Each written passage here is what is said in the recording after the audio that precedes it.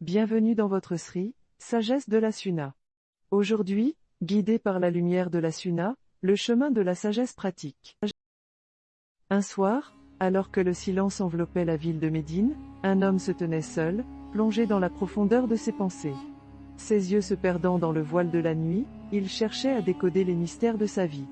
Cet homme, c'était l'Abdallah, un compagnon du prophète Muhammad, que la paix soit sur lui, un homme en quête de sagesse et de vérité. Nous sommes dans l'Arabie du 7e siècle, une période de bouleversement et de questionnement, où un nouvel ordre spirituel émergeait, guidé par la lumière du prophète. Abdallah, comme tant d'autres, avait embrassé l'islam, charmé par la noblesse du message et la sagesse de son porteur. Cependant, malgré sa foi sincère, il avait du mal à comprendre comment appliquer ces enseignements dans sa vie quotidienne. Un jour, alors qu'Abdallah était assis dans la mosquée, absorbé dans ses pensées, le prophète Muhammad, que la paix soit sur lui, entra. Il remarqua immédiatement l'air perplexe d'Abdallah et, guidé par sa compassion innée, s'approcha de lui.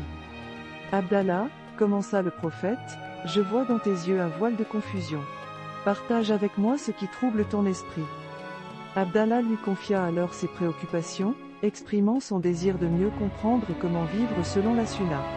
Le prophète, avec une patience infinie, lui répondit en ces termes, « Abdallah, la Sunna n'est pas qu'un ensemble de rituels à suivre. Elle est une pratique de la sagesse, une façon de vivre, de penser et de se comporter. » Et alors, le prophète lui expliqua avec douceur comment les enseignements de l'islam étaient là pour guider son comportement envers les autres et envers lui-même. Il souligna l'importance de la modération, de la patience, de la compassion et de la gratitude. Il lui rappela que la véritable réussite ne réside pas dans la richesse ou la puissance, mais dans la piété et la droiture morale. C'est ainsi qu'Abdallah comprit que la Sunna était plus qu'une collection de traditions, c'était un chemin de sagesse pratique. Chaque geste, chaque parole, chaque action du prophète était un reflet de la sagesse divine, une leçon pour guider sa vie.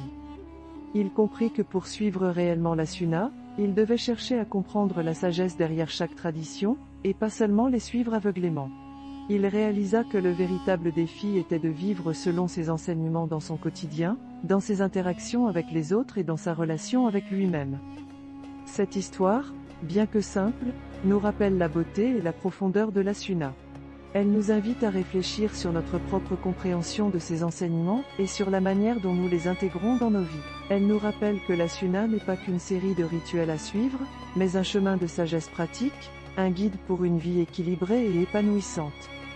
Et enfin, cette histoire nous incite à rechercher la sagesse derrière chaque tradition, à chercher à comprendre le pourquoi et le comment, plutôt que de simplement suivre aveuglément. Parce que la vraie beauté de la Sunna réside dans sa sagesse, dans les leçons qu'elle nous offre pour vivre une vie pieuse et équilibrée. En conclusion, la Sunna, dans sa simplicité et sa profondeur, est une source inépuisable de sagesse. Elle est un guide, une lumière qui éclaire notre chemin dans ce monde complexe.